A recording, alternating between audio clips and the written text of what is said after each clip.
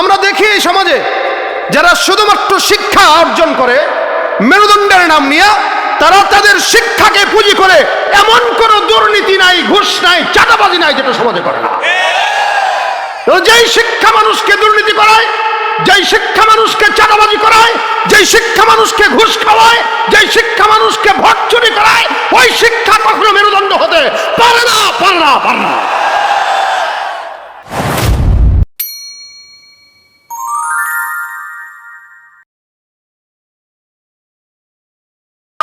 পেশ করবেন মুফতি সঈদ আহমদ দামাত বরকাতুহুম। আমি হযরতকে তার বয়ান নসিহত পেশ করবার জন্য মাহফিল ইন্তেজামিয়া কমিটির পক্ষ থেকে সবাই অনুরোধ জানাচ্ছি। আসসালামু আলাইকুম ওয়া রাহমাতুল্লাহি ওয়া বারাকাতুহু। ইন্নাল হামদুলিল্লাহ الحمد لله علي الذات عظيم الصفات سمي السمات كبير الشان جليل القدر رفيع الذكر مطاع الأمر جلي البرهان ونشهد أن لا إله إلا الله وحده لا شريك له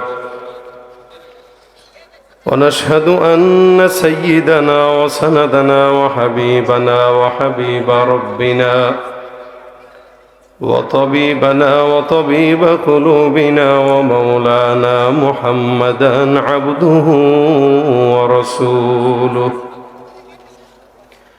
صلى الله عليه وعلى آله وأصحابه وبارك وسلم تسليما كثيرا كثيرا. أما بعد فأعوذ بالله من الشيطان الرجيم. بسم الله الرحمن الرحيم. قل هل يستوي الذين يعلمون والذين لا يعلمون إنما يتذكر أولو الألباب. وقال النبي صلى الله عليه وسلم طلب العلم فريضة على كل مسلم أو كما قال عليه الصلاة والسلام. সকলে জবান খুলে দরুদ শরীফ পড়ি। আল্লাহুম্মা সাল্লি আলা মুহাম্মাদিন ওয়া আলা আলি মুহাম্মাদ কামা সাল্লাইতা আলা ইব্রাহিম ওয়া আলা আলি ইব্রাহিম ইন্নাকা হামিদুম মাজিদ. اللهم بارك على محمد وعلى آل محمد كما باركت على إبراهيم وعلى آل إبراهيم إنك حميد مجيد. الحمد لله. রিয়াজুল জান্নাহ গুরুস্থান নুরানী হাফিজা মাদ্রাসার উদ্যোগে আয়োজিত বার্ষিক তাফসীরুল কুরআন মাহফিলের আজকের দিন প্রিয় ইসলাম প্রিয় ভাইরা, পর্দার আড়ালে অবস্থানরত মা ও বোনেরা, আল্লাহ পাকের দরবারে লাখো কোটি শুকর ও সুজুদ যে রব্বুল আলামিন আজকের এই দিনী মজমায় আমাদেরকে বসার তৌফিক এনায়েত করেছেন। কালিমাতুশ শুকর আদায় করি, জবান খুলে সকলে বলি আলহামদুলিল্লাহ। একদমই স্বল্প সময় কিছুক্ষণ কথা আপনাদের সামনে বলবো। রাত 11:15 বাজে। এই সময় প্রায় বয়ান আমার শেষ করার কথা, কারণ আগামীকালের সফর অনেক দূর। আপনারা জানেন হয়তো এই প্রোগ্রামটি এ মাসের শেষে হওয়ার কথা ছিল। মোহতেম সাহেব হুজুরের আবেদনে অনেক কষ্ট মুজাহাদার পরে আমি এই 2 তারিখ ডেটটা দিতে পেরেছি, যেহেতু নির্বাচন কি হয় না হয় এই কারণে। তো আয়োজনটাও খুব বেশি সময় না, অল্প সময় করা। আল্লাহ পাক যেন আজকের এই আয়োজনকে বরকতময় করে, বলেন আমিন। আমার কালকের বহু দূরের সফরে যাওয়া লাগবে, এই কারণে যতক্ষণ সময় কথা বলবো, আমার পরে আরও অন্যান্য আলোচকরাও আসবেন, বিশেষ করে কারি আবু রায়হান আপনাদেরকে মন ভরে তেলাওয়াত শোনাবেন। এরপরে মুফতি আব্দুল কাইয়ুম মোল্লা সাহেব আছে, উনি কথা শোনাবেন। আরও একজন আলোচক আছে, উনিও শোনাবেন। আপনাদের স্বতঃস্ফূর্ত জবাব মাহফিলের শেষ পর্যন্ত দেওয়া লাগবে। পারবেন? হয় নাই, আওয়াজ হয় নাই। আল্লাহ পাক রব্বুল আলামিন আপনাদের আজকের এই মজমায় হাজারো মানুষ থেকে আমাদেরকে বাছাই করেছেন, এনেছেন।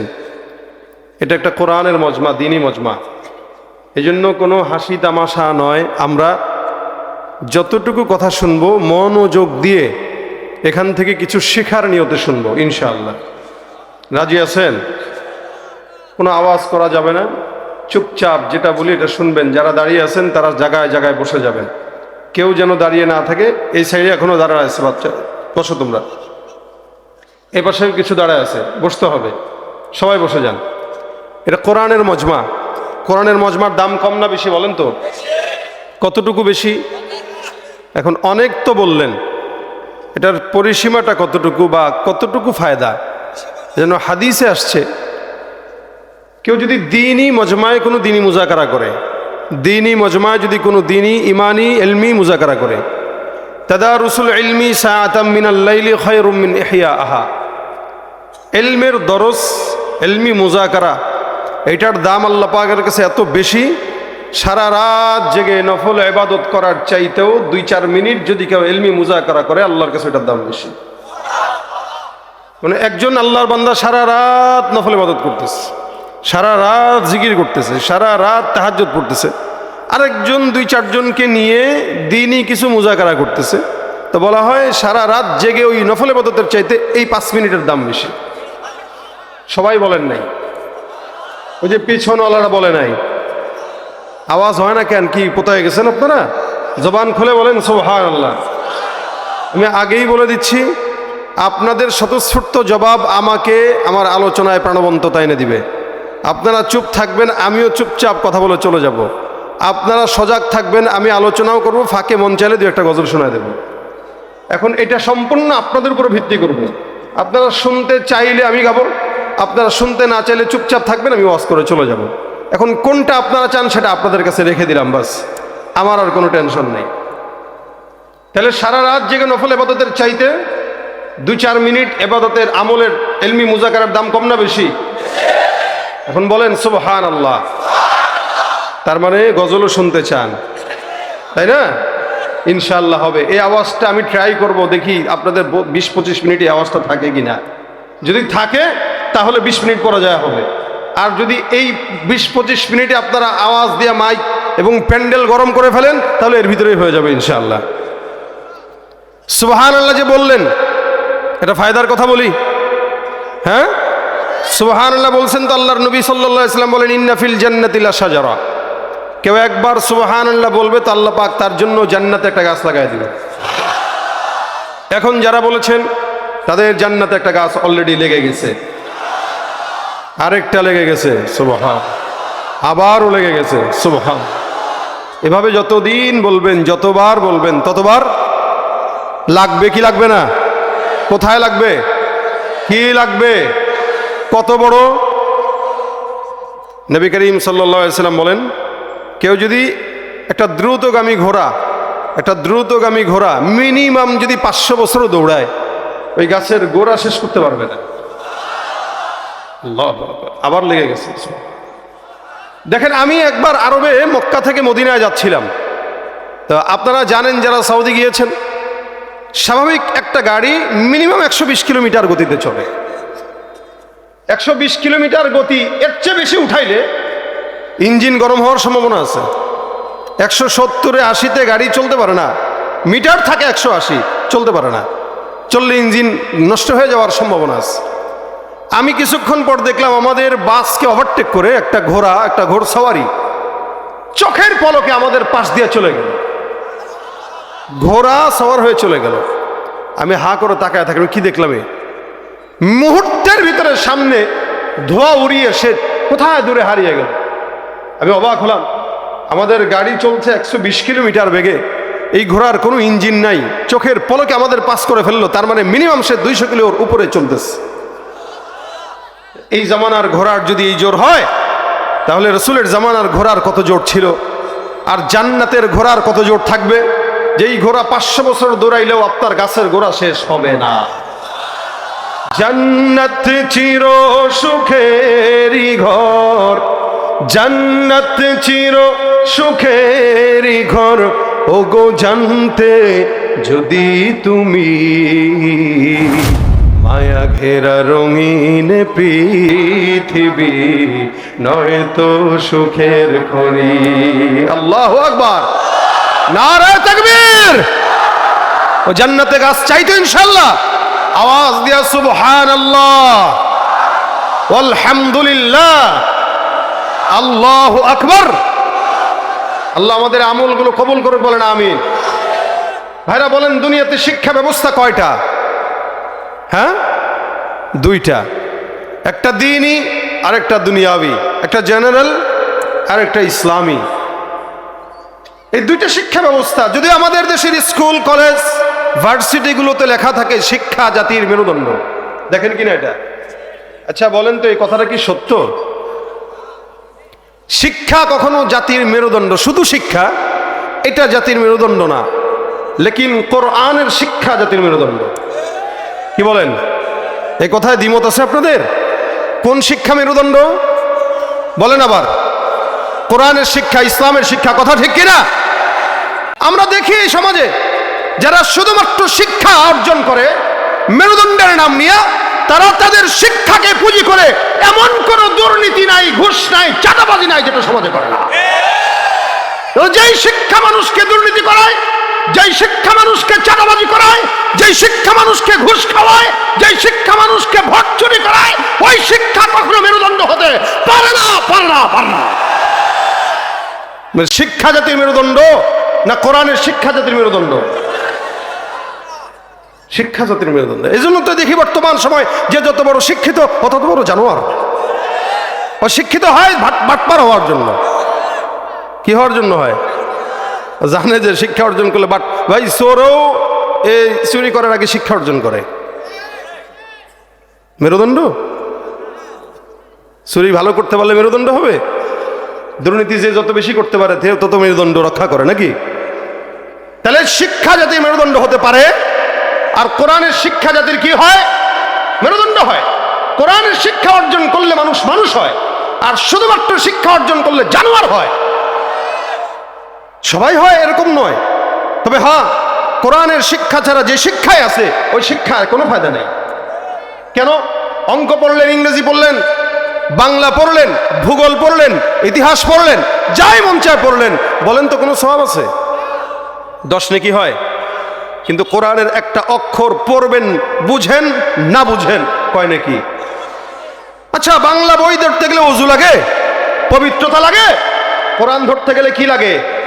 লা ইয়ামাসসুহু ইল্লাল মুতাহহারুন।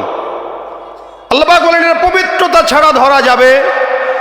এটা যেহেতু পবিত্র, এটা ধরতে গেলেও কি লাগবে? আর এটা যেহেতু পবিত্র, এটা যে সিনা যাবে ওই সিনাও কি লাগবে? মাশাআল্লাহ, বুঝছেন আপনারা? আচ্ছা বলেন, ইংরেজি শেখার জন্য অন্তর পরিচ্ছন্ন দরকার আছে? আমাদের এই দেশে এই যে যতগুলো 53 জন হাফেজ পাগড়ি নিল, এদের কারো বয়স আমার মনে হয় না 15 বছরের বেশি আছে, 15-16 এরকম সর্বোচ্চ আছে। কিন্তু আকসারই দেখছেন সব 12 বছর 13 বছরের ভিতরে। একটা ইঞ্জিনিয়ার হওয়ার জন্য 30 বছর পার হয়ে যায়, ডাক্তার হওয়ার জন্য 30 বছর পার হয়ে যায়।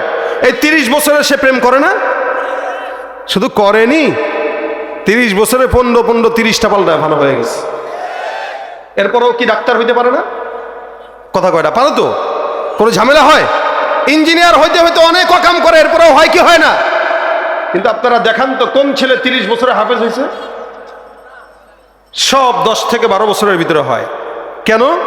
ইঞ্জিনিয়ার হওয়ার জন্য নফসের পবিত্রতার কোনো শর্ত নাই, ডাক্তার হওয়ার জন্য নফস পবিত্র হওয়ার কোনো শর্ত নাই, লেকিন হাফেজে কোরআন হওয়ার জন্য নফসের পবিত্রতা বিশাল বড় শর্ত। যার অন্তর যত পরিচ্ছন্ন তার কলবে কোরআন তত আগে ঢুকে যায়, আর যার অন্তর যত নাপাক ওর অন্তরে কোরআন কশ্চিন কালেও ঢুকে না। এখানে আমাদের দেশের রাজনৈতিক নেতারা সব বুঝে স্টেজে উঠলে কয় আউযুবিল্লাহি মিনাশ শাইতানির রাজিম বিসমিল্লাহির রহমানির রহিম। নফস নাপাক, জবান নাপাক, যার কারণে অন্তরেও কোরআন ঢুকে না, মুখেও কোরআন বের হয় না। কথা ঠিক কিনা বলেন? নফস নাপাক, জবান নাপাক, যার কারণে নাপাক জিনিস দিয়া কোরআন বের হয় না। নাপাক দামাগে কোরআন ঢুকে না। এজন্য আউল বাউলরা বলে না আল্লাহর কথার আগা মাথা বুঝি না। ওই যে কেমনে বুঝবে, দামাগে তো গাজা ভরা। কথা বলেন না কেন? দামাগে কি আছে? যেই দামাগে যেই নফসে গাজা থাকবে, নারী থাকবে, মদ থাকবে, আল্লাহর কসম কোরআন আর কোরআনের ইলম ওই নফসে ঢোকার কোনো যোগ্যতা রাখে না। এজন্য কোরআনের হাফেজ হওয়ার জন্য কি শর্ত বলেন? বললে মুখস্থ থাকবে। বলেন, পবিত্রতা। এজন্য আপনারা 30 বছর বয়সে কাউরে হাফেজে কোরআন হইতে দেখবেন না। তবে হ্যাঁ, অনেকে 60 বছরেও হয়, অনেকে 50 বছরেও হয়। কারা হয়? যে 60 বছরেও তার নফসকে পবিত্র রাখতে পারে। পবিত্রতা সত্য, বয়স সত্য নয়। আমরা এরকম অনেক আকাবিরকে দেখেছি, অনেক বুজুর্গানে দিন যারা বিবাহর পরে, বাচ্চা হওয়ার পরে হাফেজ হয়েছে। প্রত্যেক দিন এক পারা করে পড়তো, আর রাতের বেলা ওইটা দিয়ে আবার তারাবি পড়াইতো। এ বয়সে কিভাবে পারলো? নফস পবিত্র, যার কারণে কোরআন ঢুকে গেছে। এই জন্য কোরআন শিখার জন্য কি কি শর্ত বলেন? কোন পবিত্রতা? নফসের পবিত্রতা। আল্লাহ পাক কোরআনকে একটা আমাদের জন্য বিশাল বড় সম্পদ দিয়েছেন। এই কারণে মুমিনদের জন্য আল্লাহ পাক কোরআনকে দিয়েছেন, আর জাহেলদের জন্য আল্লাহ পাক সম্পদ দিয়েছেন। মুমিনরা কোরআনের দাম দেয়, জাহেলরা টাকার দাম দেয়। হযরত আলী রাদিয়াল্লাহু তাআলা সুন্দর করে একটা কথা বলতেন, রদিনা কিসমাতিল জব্বার ফিনা লানা ইলমুন ওয়ালিল জুহালি মালুন। হযরত আলী রাদিয়াল্লাহু তাআলা নাম তো শুনছেন আপনারা না? পিছনেওয়ালারা শুনে নাই? শুনছেন সবাই? এখন কেমনে বুঝবো শুনছেন? কারণ সেদিন এক মেয়েকে এই আরেকজন প্রশ্ন করতেছে যে নামাজ ফজরের কয় রাকাত? এ বলতেছে নামাজ ফজরের কয় রাকাত? অনেকক্ষণ চিন্তা ভাবনা করে বলতেছে সরি আই ডোন্ট নো।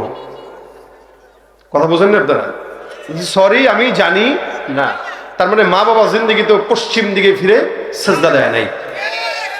সাহাবা একরামদের নাম জানে না, তাবেঈদের নাম তো দূরের কথা, নবীদেরও নাম জানে না। আরো 5 বছর আগে একটা প্রশ্ন উত্তর পর্ব দেখেছিলাম, একজনকে প্রশ্ন করছে, ভাই 4 জন নবীর নাম বলেন। সে বলতেছে আবু বকর, ওমর, ওসমান, আলী। কি নবী? এই হলো আমাদের হাল। হযরত আলীকে নবী বলেন আনা মাদিনাতুল ইলম ওয়া আলীউন বাবুহা। আমি হলাম ইলমের শহর, এই শহরে ঢুকতে গেলে আলী ছাড়া ঢুকতে পারবো না। এই শহরের দরজা হলো আলী। এই শহরের দরজা কে? হযরত আলী। আলী বলতেছেন রদিনা কিসমাতিল জব্বারি ফিনা লানা ইলমুন ওয়ালিল জুহালি মালুন। হযরত আলী রাদিয়াল্লাহু তাআলা আনহু বলেন আমাদের জন্য আল্লাহ পাক দুনিয়ার ইলমকে রাখেন নাই, দ্বীনের ইলমকে রেখেছেন।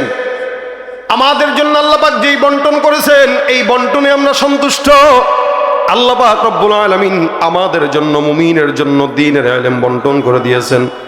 আর যত জাহেলরা আছে, জাহেলদের জন্য আল্লাহ পাক সম্পদ রেখেছেন। যার কারণে দেখবেন জাহেলদের কাছে টাকার দাম আছে, ইলমের দাম নাই। আর ওলামা একরামদের কাছে ইলমের দাম আছে, টাকার কোনো দাম নাই। যার কারণে ওলামা একরামরা নিজের পকেটের টাকা খরচ করে মাদ্রাসার পিছনে দেয়, ঠিক না? আপনারা দেখছেন তো, এখানে ওস্তাদরাও মাদ্রাসায় বছরে বছরে টাকা দিতেছে, অথচ বেতন পায় কত?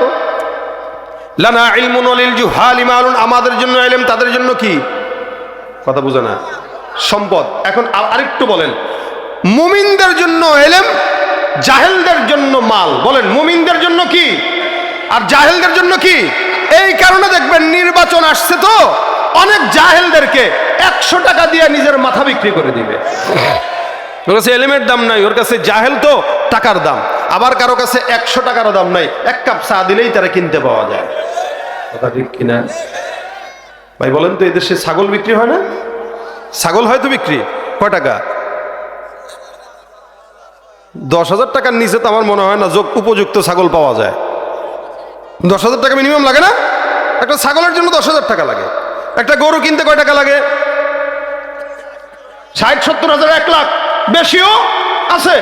একটা ছাগলের দাম আছে 10,000 টাকা, একটা গরুর দাম আছে 1 লাখ টাকা, একটা মুরগি দেশিটা কিনতে গেলেও আছে 1,000 টাকা। আর এই বলদ গুলারে কিনতে 100 টাকা লাগে না, 1 কাপ চা দিলেই কিনা যায়।